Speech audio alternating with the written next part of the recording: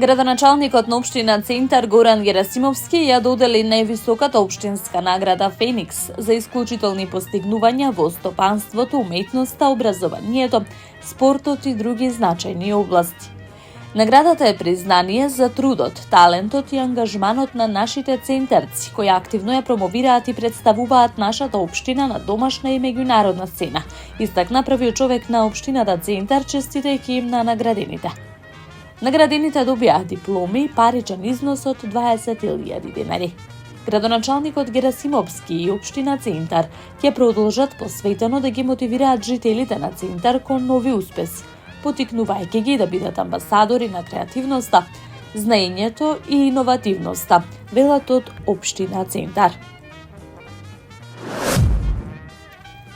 Како дел од практичната настава, предвидена во рамки на предметот Историја и општество, четврта оделенците од основното училиште Војдан Чернодрински од Скопски Карпош денеска беа во посета кај градоначалникот на општината Стефчо Јакимовски.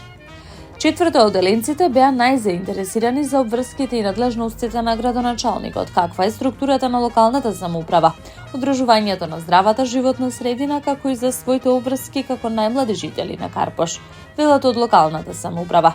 Основците исто така се интересираа како можат да придонесат во подобрување на животот во општината, на што Јакимовски им порача дека за тие како деца ќе помогнат доволно ако го фрлаат ѓубрето во канти за отпадоци, со што ќе помогнат при одржувањето на хигиената, да не ги уништуваат реквизитите на детските игралишта и да не ги чкртаат зидовите на зградите, сподели Јакимовски на социјалните мрежи.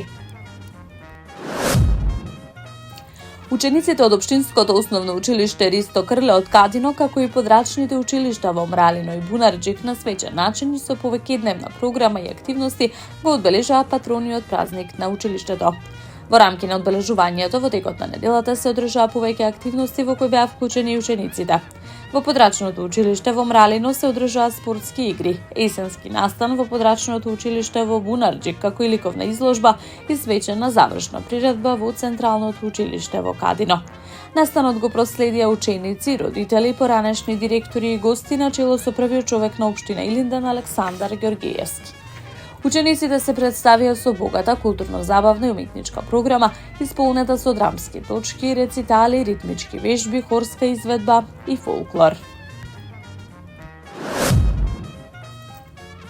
Јавното претпријатие Комунална хигиена Скопје извести дека во текот на вчерашниот ден биле реализирани активности за отстранување диви депонии во скопските општини Кисела Вода и Центар.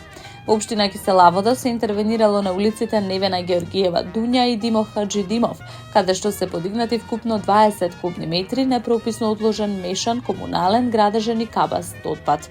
Јавното претпријатие Комунална хигиена Скопје расчистило и неколку помали диви депонии во околината на градскиот стадион, каде што се подигнати и транспортирани приближно 15 кубни метри отпад од јавни површини, се вели во соопштението. Од јавното претпријатие Комунална хигиена Скопје додаваат дека нивната екопатрола изготвила 7 едукативно-информативни записници за граѓани и правни субјекти, затекнати при непрописно одлагање отпад на јавни и сообраќајни површини во скопските општини Центар, Карпош и Чаир. Во рамките на интервенциите на екопатролата од страна на сторителите биле отстранети вкупно 32 кубни метри непрописно одложен градежен отпад. Градоначалникот на општина Кисела Вода заедно со премиерот Христијан Мицкоски и министерот за спорт Борко Ристовски денеска го означија почетокот на реконструкцијата на спортската сала Расадник. Обновата на култната скопска сала, која со години беше оставена во руинирана состојба, е еден од капиталните проекти на Министерството за спорт за подобрување на спортската инфраструктура во Македонија, како основа за подигнување на спортот на повисоко ниво. Вредноста на овој проект изнесува 120 милиони денари, а рокот за изведба на проектот е 15 месеци.